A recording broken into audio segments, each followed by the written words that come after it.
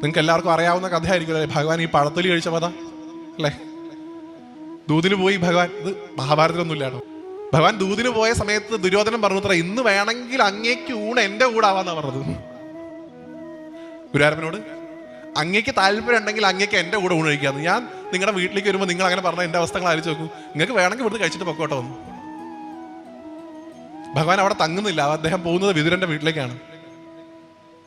വിതുരന്റെ വീട്ടിൽ പോയി താമസിക്കുന്ന സമയത്ത് വിതുരൻ അവിടെ ഇല്ല. അതൊരു പ്രക്ഷിപ്തമായുള്ള കഥയാണ്. വിതുരന്റെ ഭാര്യ കോളിംഗ് ബെല്ല് കേട്ട് നോക്കുന്ന സമയത്ത് മയിൽപ്പീലി മഞ്ഞപ്പട്ട് കണ്ടപ്പോൾ മനസ്സിലായി ഗുരുവായൂരപ്പനാണ്. വാതിൽ തുറന്നു കൊടുത്തു. ഭക്തിയോടുകൂടി ഇങ്ങനെ കണ്ണുനീര് ഒഴുകിക്കൊണ്ടേ ഇരിക്കുന്നു.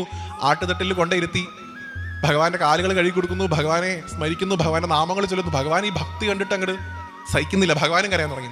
ഭഗവാൻ അങ്ങനെ കുഴപ്പമുണ്ട്, അപ്പുറത്തേക്ക് നാൾ കരഞ്ഞ അപ്പുറത്തും കരയാൻ തുടങ്ങും.